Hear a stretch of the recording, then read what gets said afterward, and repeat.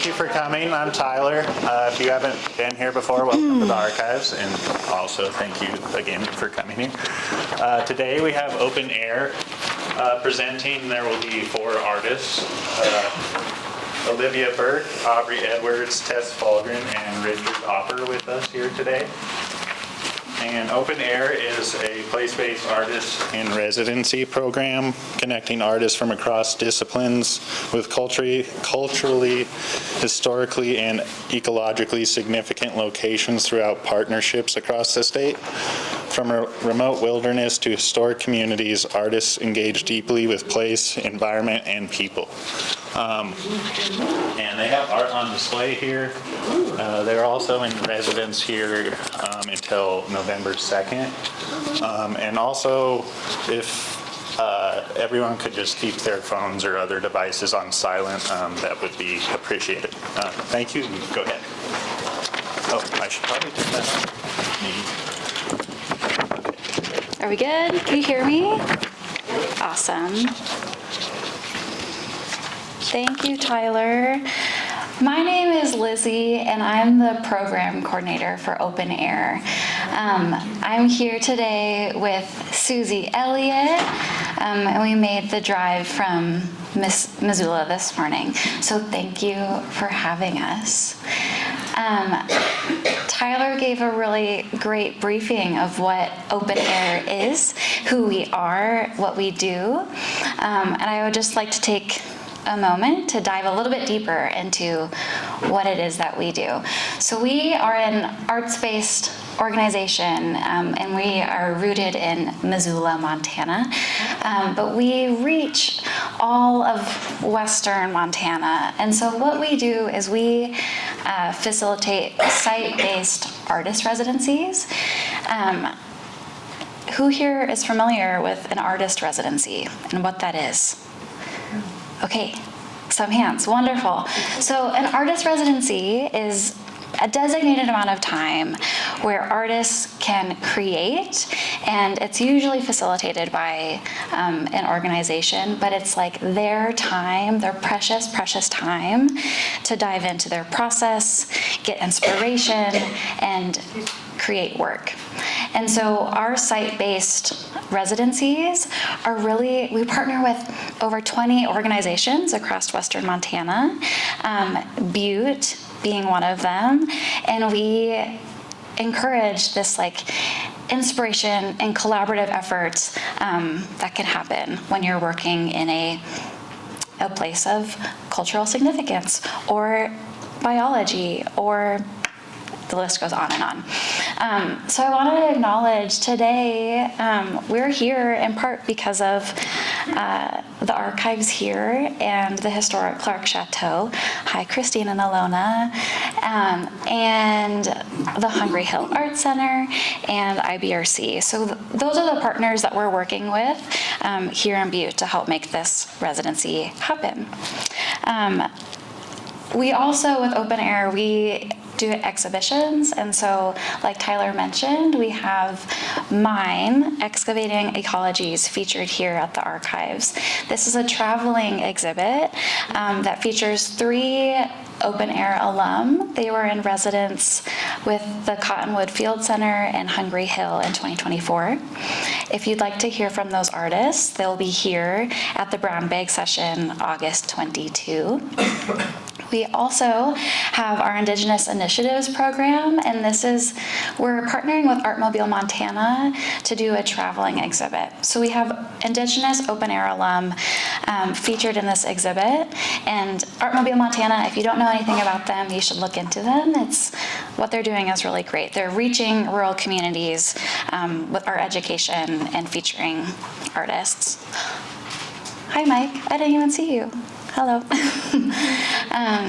And so we're also, exhibitions. And then last, we have artist-led workshops. And so these workshops take place in Missoula and beyond. And that really rounds out our programming. If you know of any artists who would love to partake in an artist residency, our call opens mid-October. And you can find it on our website. Okay, I think that's the long and the short of it. I'm going to turn this over to Aubrey. Hi, Aubrey. So Aubrey is in residence here in Butte, just like Olivia and Tess and Richard, and will be here until the beginning of November. And I'll let her take it from here. Thanks. How y'all feeling? Good. Nice. It's such a gift to be in your community, and thank you for coming and sharing this space with us today. I'm Aubrey. Can you pull up my... I can, it's right here. Awesome. And can I speak in that? You can speak in that, and then you get this too. I get all of it? All right. You get all of it. Does that Yeah. And then how does this...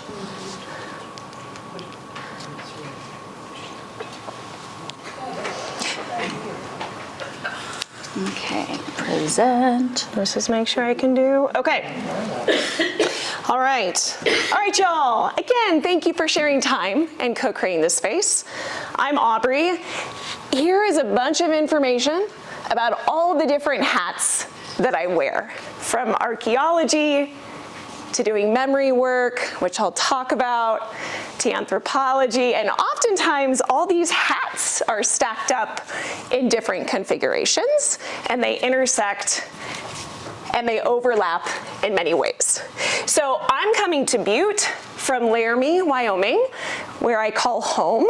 I also call New Orleans, Louisiana, deeply home. And this is a project that we're on year 2, and this will be a multi-year project in Wyoming before it leaves the state. So this is called High Iron. And when I moved to Laramie about 4 years ago, I said, hey, wait a minute. Where are the monuments to the people that built the railroad?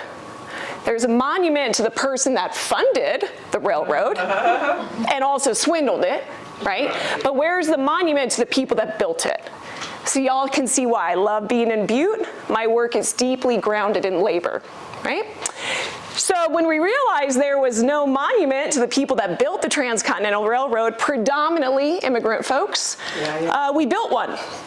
And so this is an evolving, living monument to the labor, right, that came from many, many, many, many different countries to the West. It built our infrastructure, it built our economies, it built our communities, right? And so this presently is in residency in Laramie before it moves to Cheyenne.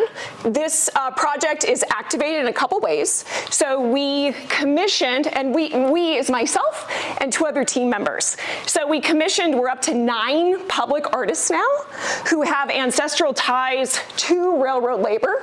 Their people laid the track, or they have ancestral ties to their people being dispossessed of their land as the railroad went through. So working with Lakota and other indigenous artists. So 3 different ways this is activated. We have public art that tells the story, right, of these folks, and there are more than laborers. We have installations inside that change depending on what community we're in to reflect the stories of ancestors from that community as told by descendants. And then we have community programming. So here we see some of the descendants who shared their stories. This is Rubel Vigil. His people came up from what is now New Mexico. They were sheep herders. Not a lot of jobs for immigrant folks, right? Coming originally from Jalisco, Mexico, up to New Mexico. They were sheep herders, went on to build the railroad. And our opening event, he started crying, and he said, you know that picture at Promontory Point with a golden spike? There was no one that looked like me. We have a monument now. So this is how I'm coming to Butte. This is our billboard on I-80. It's been up for about 6 months. We're gonna keep it up, and let's not get it twisted, right? So immigrants built Wyoming. Immigrants built the American West on unceded land. Immigrants built our country. So as history is being actively erased, let's remember this, yeah? All right. So I'm Greek. I'm a proud Greek woman. Here I am. Here's baby Aubrey with her Greek grandmother, Malpa. And this is Billy Zumo, who is a memory keeper and a steward of the Hellenic House in Cheyenne, Wyoming. And she is the #1 memory keeper of Greeks in Wyoming through this Cultural Heritage Center. So I spend a lot of time with Billy, helping her with her files and her pictures, and spending time with intergenerational Greek women, predominantly, right?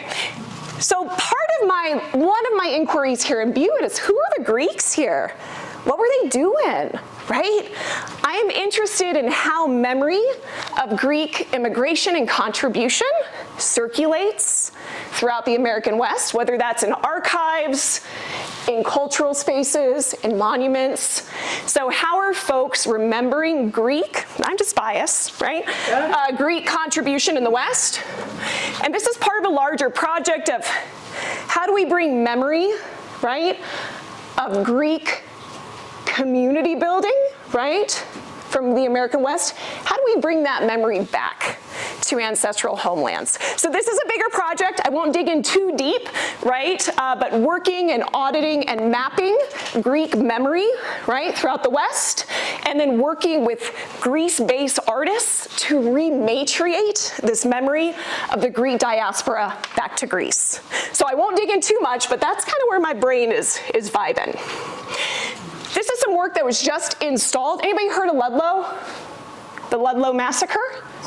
Yeah, what was it? It was mostly a union dispute. Woody Guthrie sang about it, and Andy Irvine from Ireland sang of it. Yeah. It's well known across the world. Yeah. But anyway, I'll let you go on. Yeah, thank you for that. And thank you for naming Woody Guthrie. This was a massacre. So there's a lot of labor massacres in the United States where immigrants were killed, right? That was very common. What separated Ludlow is this is the first time, this was 1914, this was the first time that women and children were killed, okay?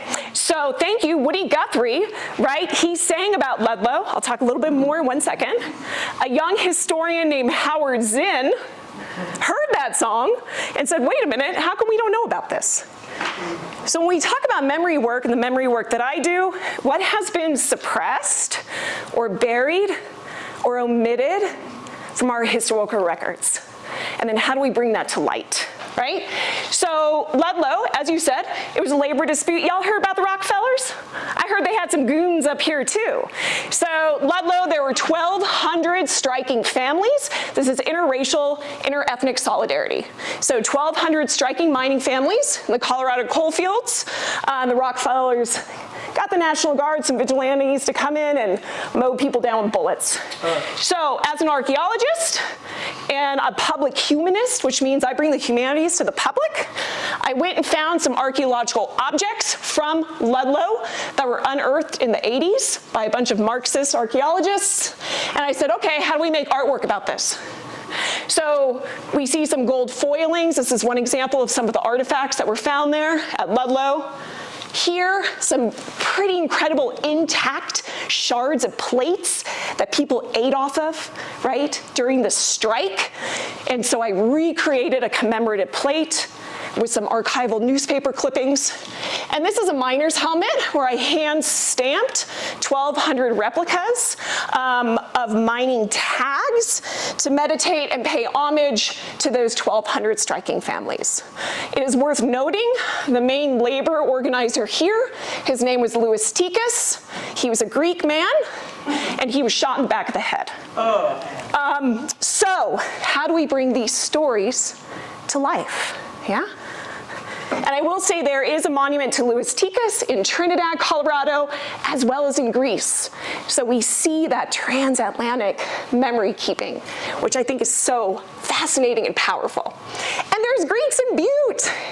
It's so nice to start digging into the archives. So I'm starting to kind of map out where were the Greeks. Men came over first, right? And then the women came over. But this is from the archives here. I love that there's some Cyrillic writing up there on the wall. And so I'm starting to dig into this line of inquiry in Butte. What were the Greeks doing? What's the memory around the Greeks, right? Also, the Women's Protective Union. Y'all, I've been researching this from afar for years. A union started in 1890 by immigrant women? This is my love language, right? Like, are you kidding me? And this union set itself apart because it was organized based on gender, not on craft. And we know that women had a very narrow economic landscape of where they could work.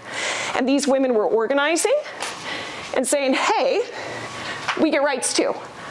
1890, y'all, right? Up until the 1970s.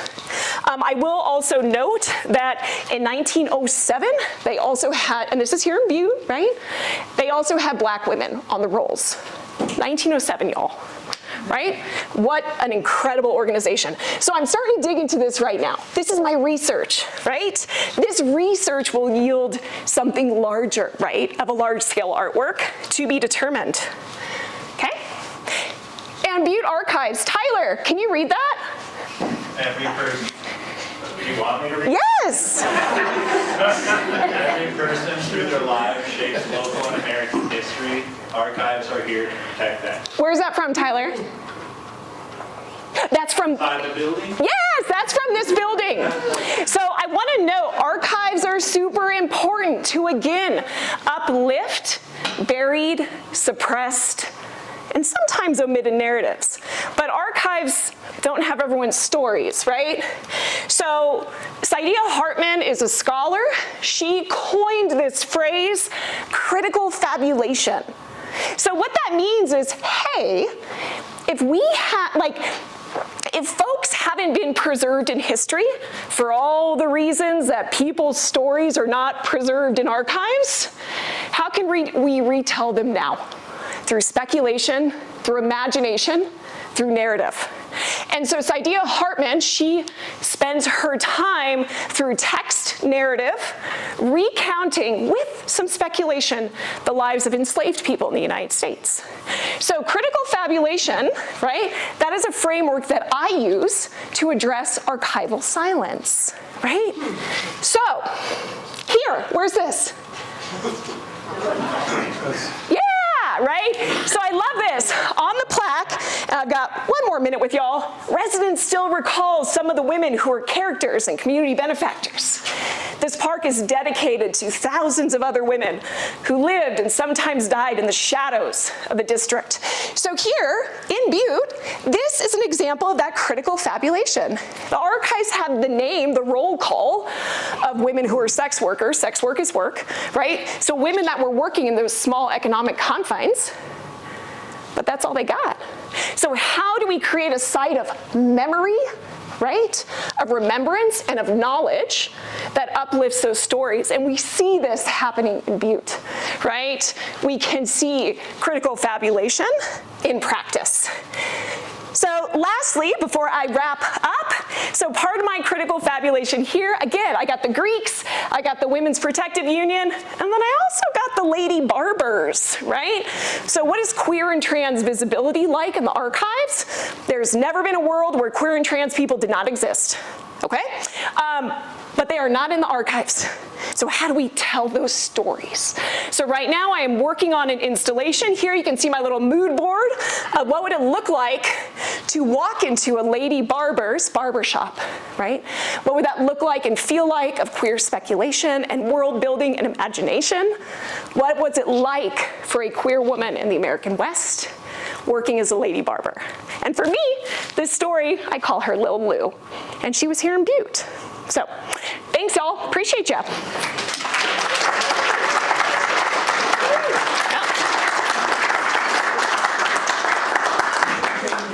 I'll take your mic. Oh yeah, get that. Thank you. Yeah. Okay, Olivia. Go next.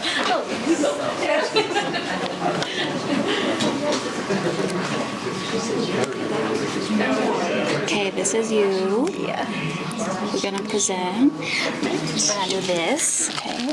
And then if you want to talk into the microphone, Yeah, you can. that's what I was putting on. Great. I have a softer voice. Wonderful. Hi there. Can everyone hear me all right? My name is Olivia. I'm thrilled to be here. And while I'm here in residence with Open Air, I'm also in partnership over at the Hungry Hill Art Center. Thank you, Mike. So I'm going to be speaking about my ceramic process, especially as it's rooted where I live currently in northern New Mexico. But I want to mention that I am originally from the beautiful state of North Carolina, and that ties into my ceramic history as well. Anyone familiar with the state of North Carolina is probably familiar with a long history and engagement with clay there as well. And this photo is of the beautiful vista at the Penland School of Craft, where through a series of events that I will remain grateful for the rest of my life, I ended up there when I was 18. I'd never touched clay before in my life and found myself really thrust into this incredible immersive world that was just in the backyard that I grew up next to. So the photo on the right is the class that I was in. I was the only beginner and the only teenager. I was 18 in this wonderful working studio of professionals. My teachers there, Kent and Susie, I just always want to thank for sort of getting me started in this world, but every single person that was in that class was a teacher to me and was so generous with their knowledge and their time in this world of clay. And the photo on the left is the first wood kiln that I ever fired, which was on the Penland campus. We probably fired it a decade ago to the day. It was October of 2015, and it sort of started me on this journey that I'm still on. So I currently live in Taos, New Mexico. We're going to fast forward now to 2021, and I'm sure I did some things in those years between 2015 and 21, but let's forget about them for now. So I moved to Taos at the beginning of that year to apprentice for an artist, Logan Wannamaker, who is a woodfire ceramicist. And these are photos of the kiln that we fire together, and I included them first as an introduction to where I live because it's what brought me there, and it's also very central to my life, both professionally and also socially, and engaging with the ecosystem of artists and also just townspeople of Taos, New Mexico. So we live in a high desert environment in the Sangre de Cristo Mountains. It's the southern terminus of the Rockies, so we share similar mountains here as we do there. And our environment of work is very much embedded in that natural landscape there, as you can see.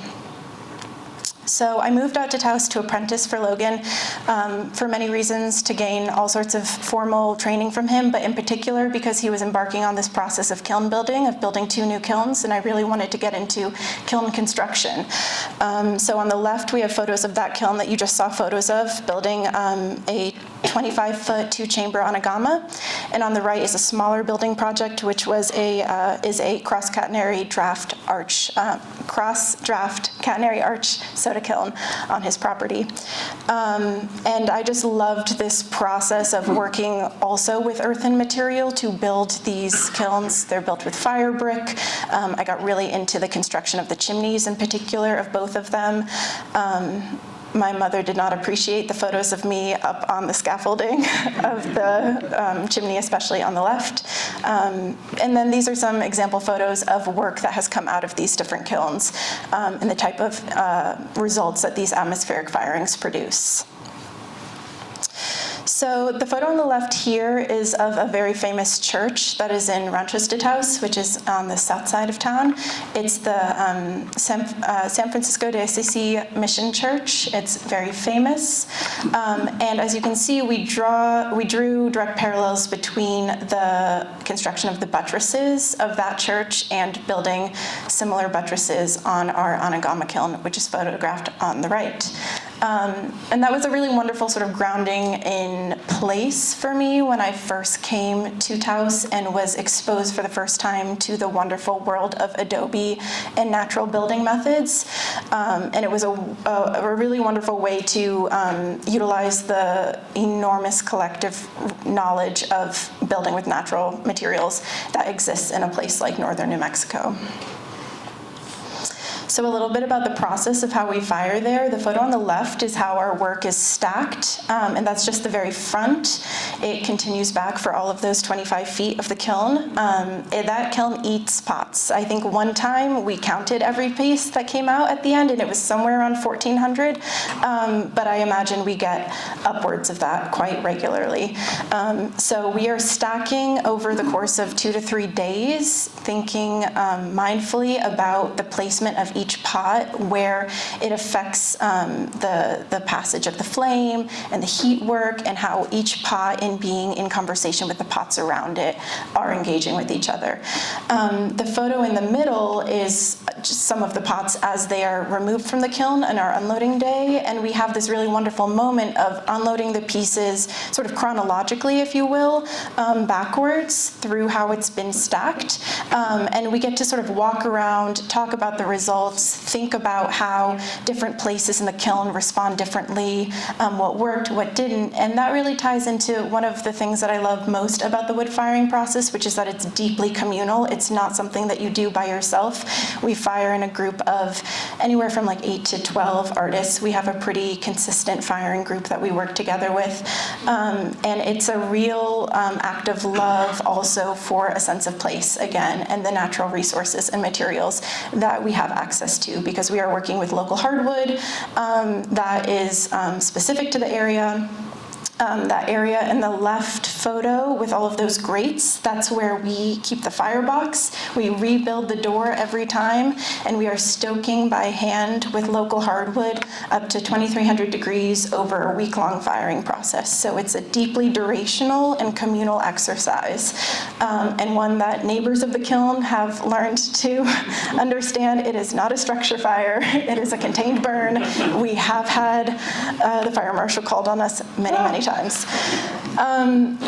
There are, like I said, so many things I love about wood firing. I think one of the things that got me first into it is I don't like to glaze that much, and I don't have to when I wood fire. I don't have to worry about commercial colorants. I'm thinking instead about the surface of the pot being reflective of the mineral content of the clay body that I work with, of the placement of the piece in the kiln, of the flame path that licks past each pot as it moves through this enormous chamber, and of the wood ash which circulates through the kiln, and at that high temperature that we fire to, falls on the pieces and vitrifies. So the photo on the right is a piece of mine, a platter, as it freshly came out of the kiln, and it's really representative, I think, of all of those different reactions that occur in the chamber of the kiln. You can see that rush of flame, that movement. You can see the dark in the center, which is raw clay body. It was an iron-rich clay body, so it goes quite dark.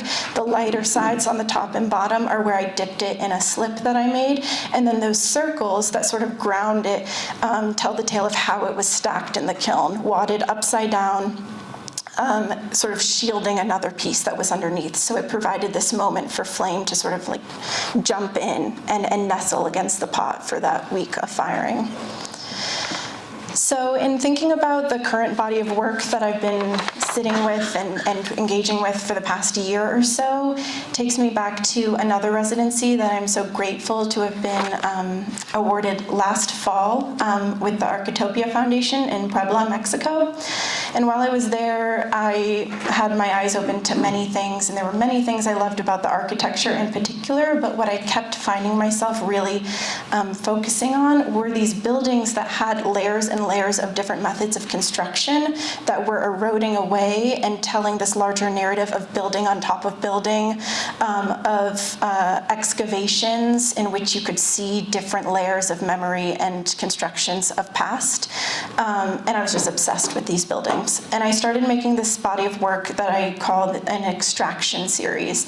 And they are vessels like the piece on the right, which are utilitarian. You know, they have cut out negative space, and so at first glance it might seem as though any utility is nullified, but I build hidden chambers on the interior that allow for water to be held around the open negative space. So you're both able to look through the pot and carry something inside of it. And in, you know, beyond just the world of utility, I'm also thinking about what is this idea of a constructed viewpoint, a framework through which to actually have access to an environment that's been around you all along.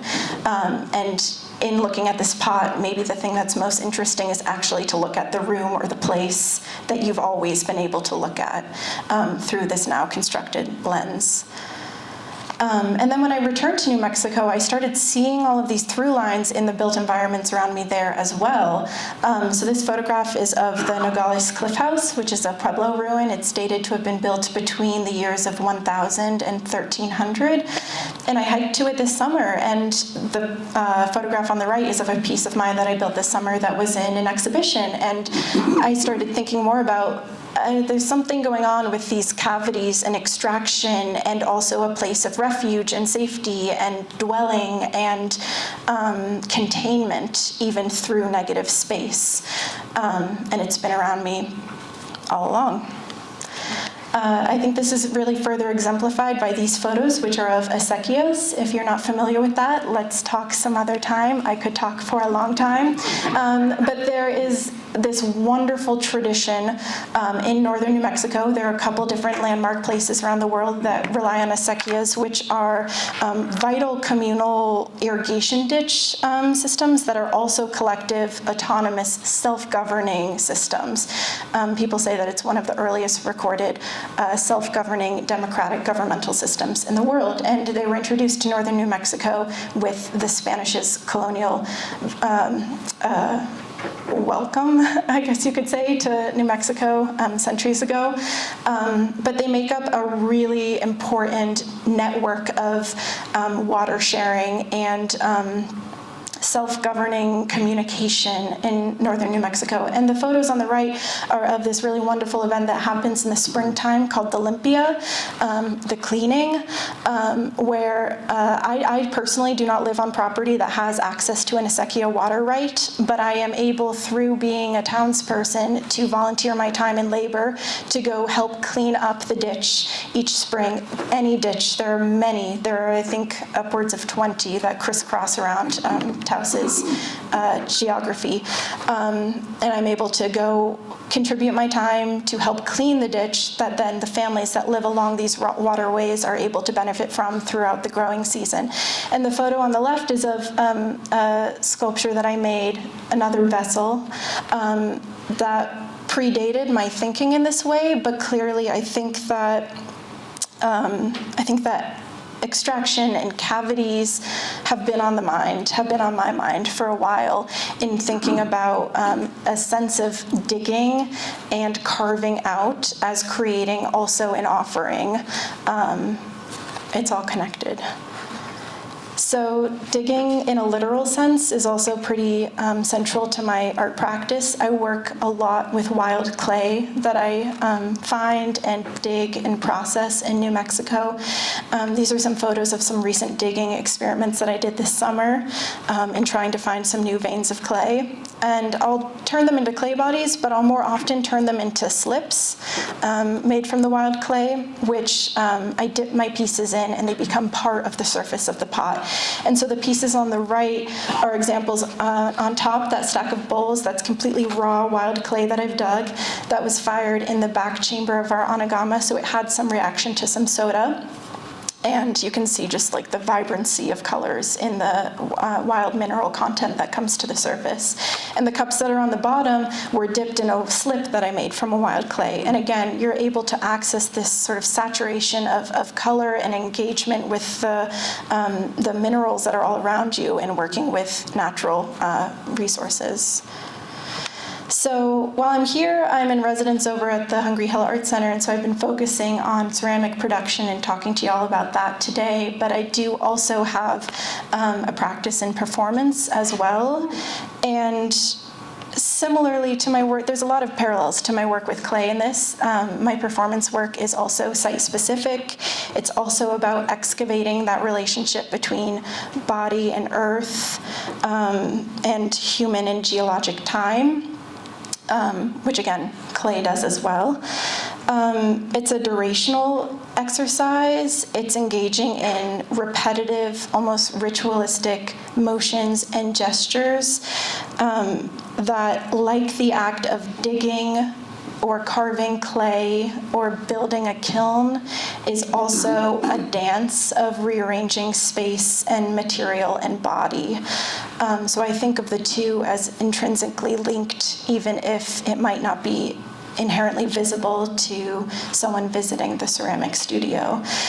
And the endurance and rigor, which is at the heart of this physical practice, inevitably leads to physical tire, which I think echoes the erosion that's implicit in the extraction of natural resources and is similarly related to, in the world of ceramics, the pausing by way of firing clay of eventual earthen disintegration and decay. So again, it's all linked. And I'm sure this photo needs no introduction. Here I am now in your community in Butte, and I am just so grateful to be able to think and make work here in a place that has such a special shared collective muscle memory of extraction and of labor and of digging once again. And so I look forward to, over these next few weeks, time to myself dig and build and continue with this play of earth and time in your very special place. Thank you so much.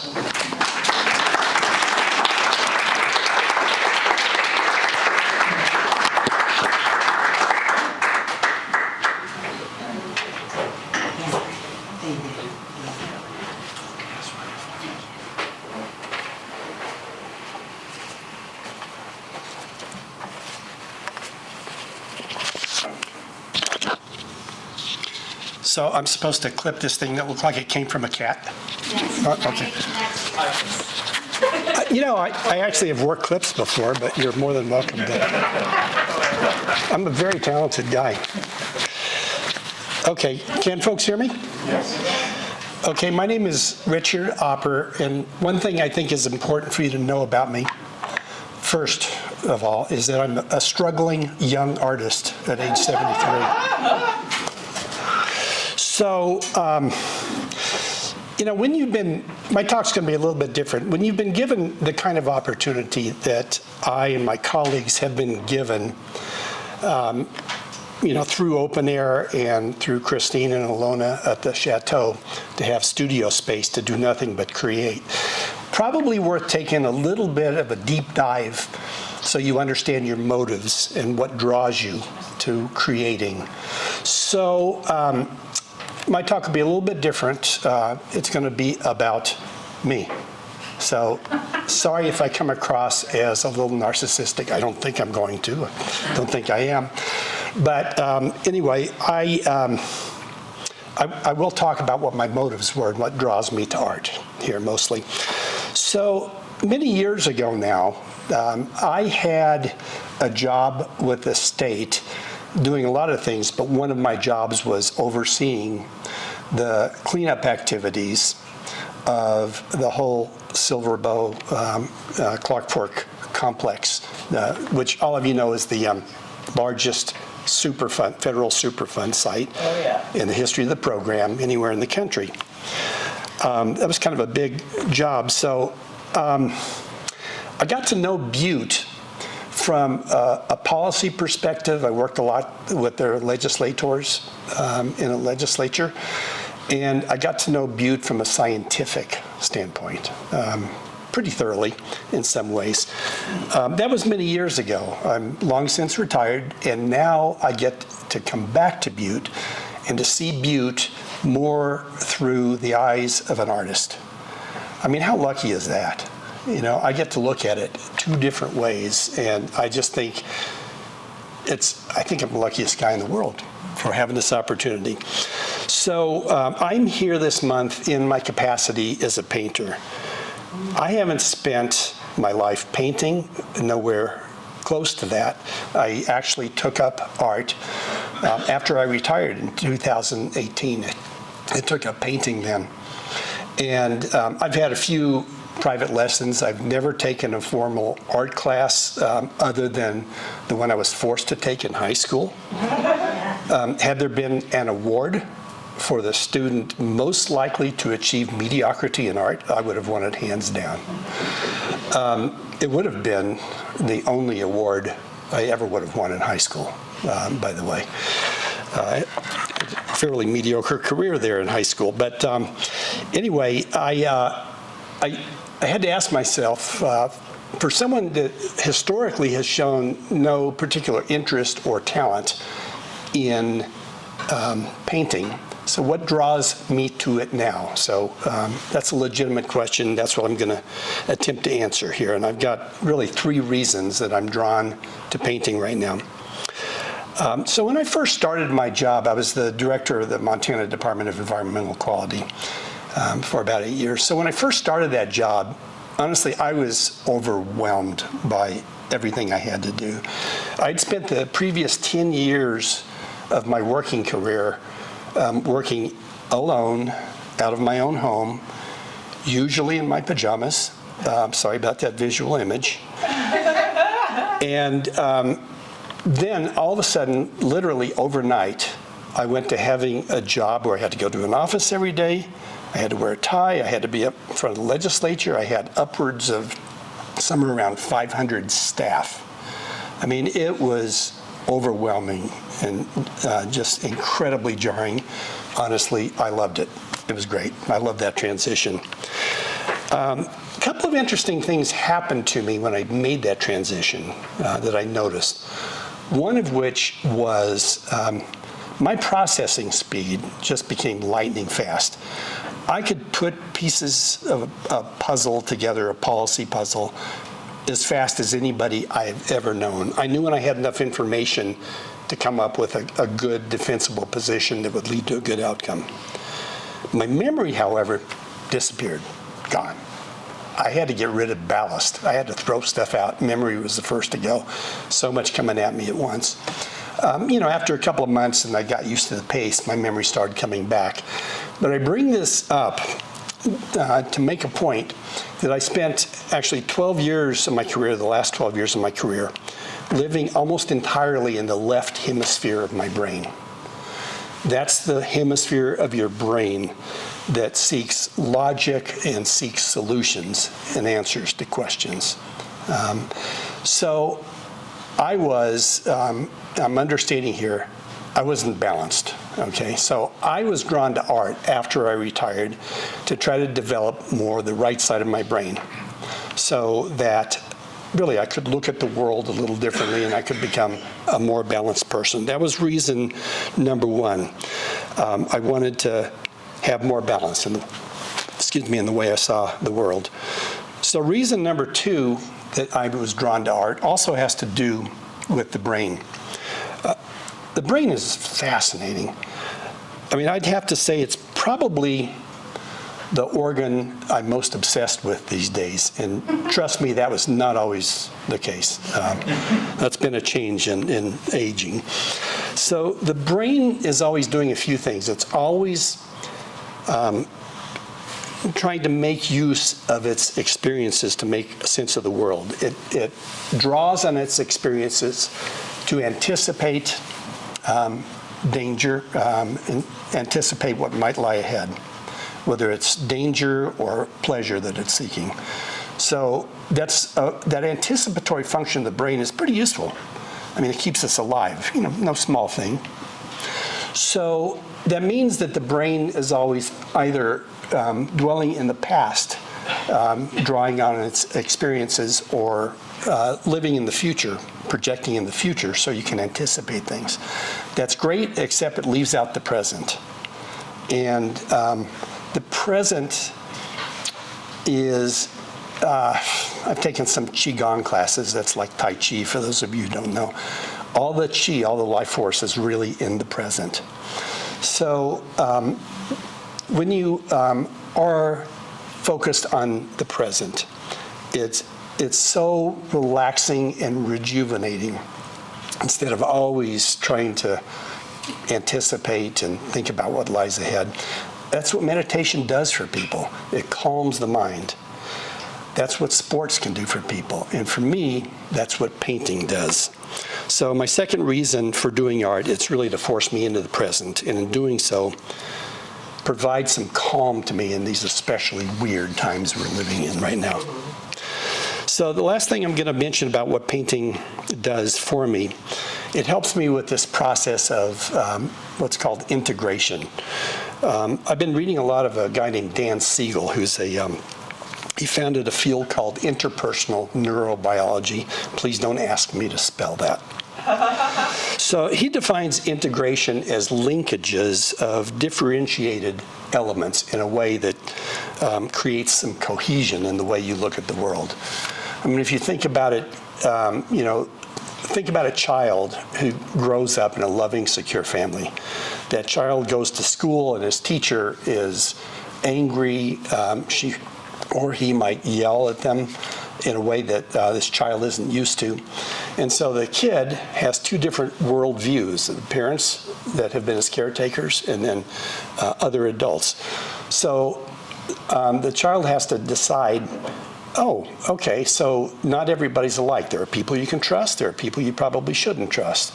They integrate that and they figure out how to navigate the world based on that knowledge.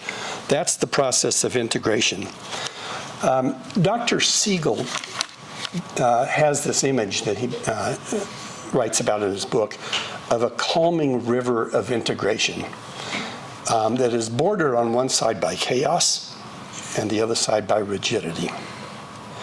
So my goal is to float peacefully in this beautiful river of integration, not get hung up in the chaos of my fears over things like climate change and the future of our democracy, or get caught up in rigidity by writing off people who don't think exactly like I do. I want to float along that river of integration, and that's one of the things, the third reason I'm drawn to art. It helps me do that. And if you think about it, that analogy that Dr. Siegel, that I just shared with you of Dr. Siegel's, that applies not only to individuals, that applies to our country right now. I mean, I don't think I've ever seen it more chaotic and more rigid than it is right now.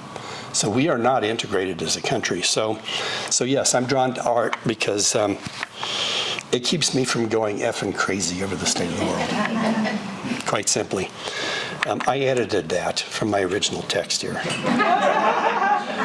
Just a couple of things about my experience here. When I first heard that open air had afforded me this incredible opportunity, I did what every sane, rational individual would do. Of course, I panicked. Like, my God, what am I going to do? I've got to know Butte. I've got to understand Butte on a deep level. I've seen it one way, but I really want to know what the essence of Butte is.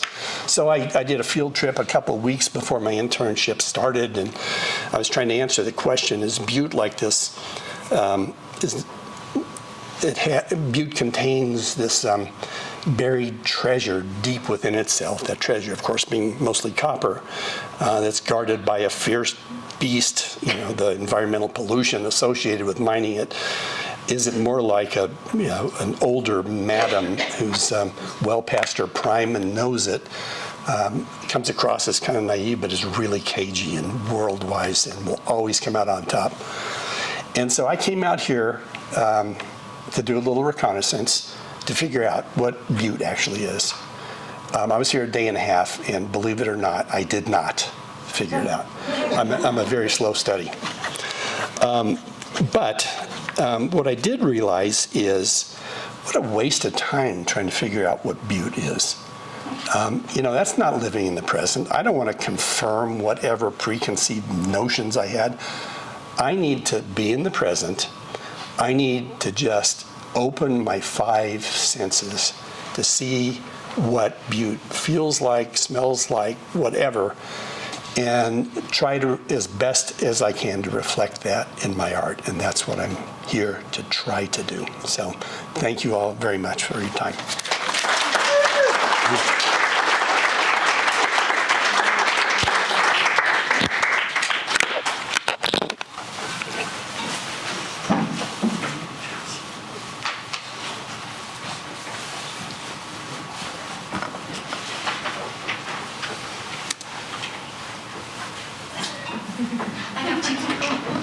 I got you. I think I just fell asleep. Okay, here you you go. I think you said that you did. Sorry, I fell asleep. Oops. Okay, we'll do this, and then we can do this. Oh, Do you have a preference of where it goes? yeah. No, here, I think I can do it. Okay. Thank you. Yes. Okay. Hi, everyone. All right, I have my eye on the time, and actually this is good because I'm pretty sure that mine is naturally shorter than everyone else's, so perfect. Thank you, right, because we're like 1 o'clock is like the end. Okay. One-ish, we're good. Okay. No one's gonna be late for work. Okay, great. Well, hi everybody. I'm Tess Fahlgren. I'm a writer and an artist from Glasgow, which is, I put a star on it on this map in case you weren't sure where that was. And also, before I get started, want to thank everybody for your talks so far. They were all extremely interesting, and like as we've gotten to know each other, it's been really cool to get to know each other and see our different perspectives on this experience. But I haven't actually been able to get like a speech, from each one yet. So let's do that maybe regularly throughout the month. That'd be good. And actually, I feel like I, from each of you, realize that my kind of summary of what I would say about my experience here, I could grab a little piece from each of you. So using the left side of my brain to find and learn about the little known histories of our state, I am unearthing or extracting meaning. So here we go. That's the succinct way to say what I'm about to say. So my goal here in Butte is basically to research these, a few different people that I've gotten kind of interested in over the last decade or so.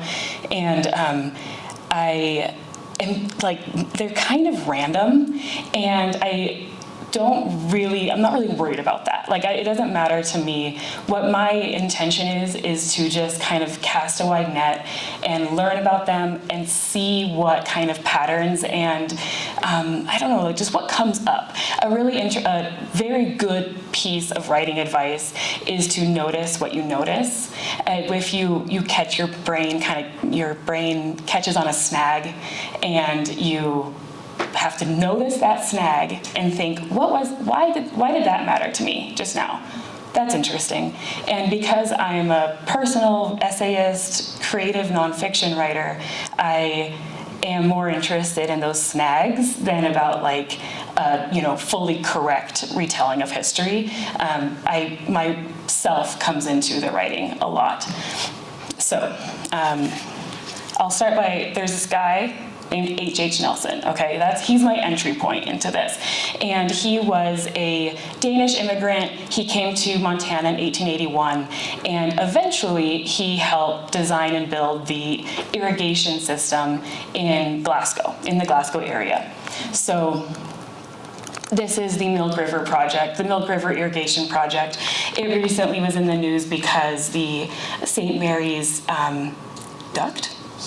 Siphon, thank you, failed, and is being rebuilt right now. And for me, it brought up a lot of questions of when our politicians fight for us, and then whether we fight to keep them around. So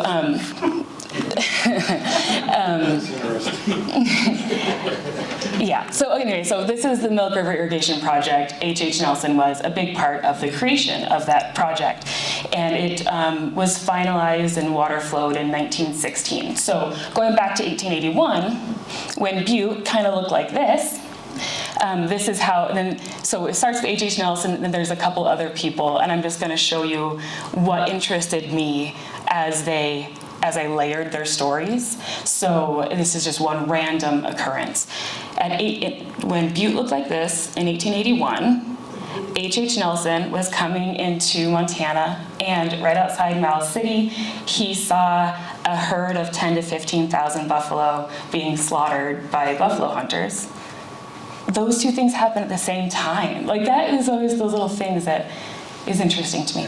And then this guy, T.C. Power, one of the first senators of Montana, in that same year, there's a woman named Mary Wells, who is not famous, and she was a little girl whose father was a man named James Wells. He was a trader, like a wealthy trader with a D, who ran the Judith Landing trading post. And he died, and this was his daughter. And because her mother was native, she was Grovant, she couldn't legally inherit his wealth. And so her father, or the father, James, asked T.C. Power to make sure that his family would have his money and that they'd be safe. And according to the history written by Mary's grandson, T.C. was like, sure, no problem. And then immediately upon James's death, sent the mother to the reservation, the kids to boarding school, and they never saw each other again. So Mary, like, I read her book, 10 years ago, and I've basically never stopped thinking about her. Because of like what Aubrey was saying, those little known stories are what create, like really make us connect with the past, and kind of make you feel like you, it's really, I've been kind of I've been struggling with how to really pinpoint why I personally care, why I find this important. And I don't really have a good answer still. I guess that's why I'm here. But it almost makes you feel like, I, as a young woman who grew up in Montana, with all these people in control, pulling the strings, the criticisms I felt in my heart have always been valid. And seeing these other young women throughout history having gone through, awful stuff, was really, it makes me feel connected to the history of this place. So that's Mary. And this is the boarding school in Cascade that she was sent to. That's St. Peter's Mission. And so yesterday I came to the archives and I spent all day here, and I was just like, okay, look, newspapers.com, H.H. Nelson. And I got this incredible picture of this guy. He's going to parties, he's growing sheep, he's the vice president of the Wool Growers Association. Him and T.C. Power started a wool scourging plant, which I don't really know what that is, I'll figure it out. It's some sort of, a wool processing plant together. So these two guys who I suspected their paths had crossed because they're two fairly important men in the same state at the same time, they actually did. I know now that they were in the same room making plans.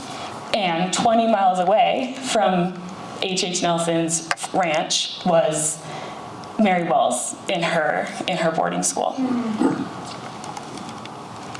So that's kind of just one example of one of the cool things that I found out so far. And I'm just going to keep going in this process the next month, and I'm really excited to see where it goes.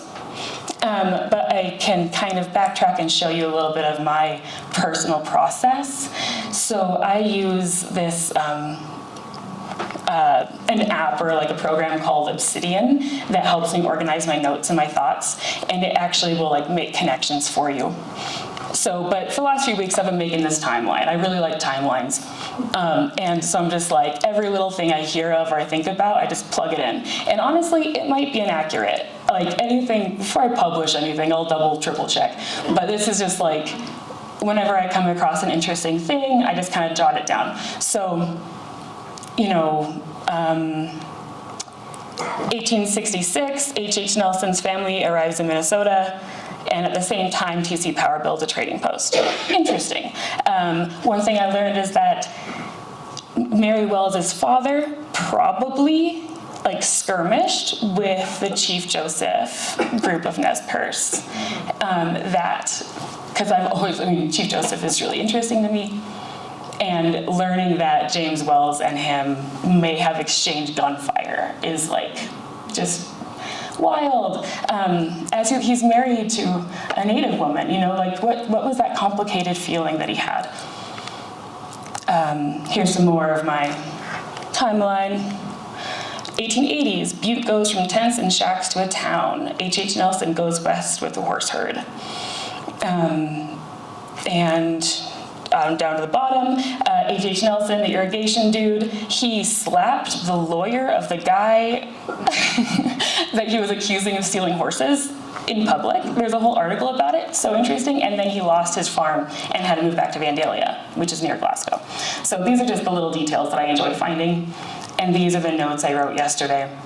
So unorganized, so crazy. I felt like I was going nuts. And it was really fun. I mean, this is why we're here, because when else do I have time to just like swim in random facts? So there's also those details about how much money he was making, how much his wool was worth, quite a bit. Parties that they were having at their place, and who was invited. This is what my space looked like yesterday here. One of the pieces that I was given from the archivist was the contribution of the Scandinavian and Germanic people to the development of Montana. Right? Someone wrote that. And it's interesting, you know, or at least enough that I can write down some notes and it can come in handy later. So, and here's that, my notes on that ran in my Obsidian program. So I think that's the end of my slideshow. Yeah, this is just kind of a peek into the process that I'm in the middle of right now. It's all very unorganized at the moment, and I'm just looking for just moments of like synchronicity or inspiration, things that are naturally interesting, so I can kind of chase that down. And I'm so grateful to have more, like weeks more to do so. So thank you for like welcoming us into your town. I love Butte so much, and I'm really glad to be here. And thank you for having us.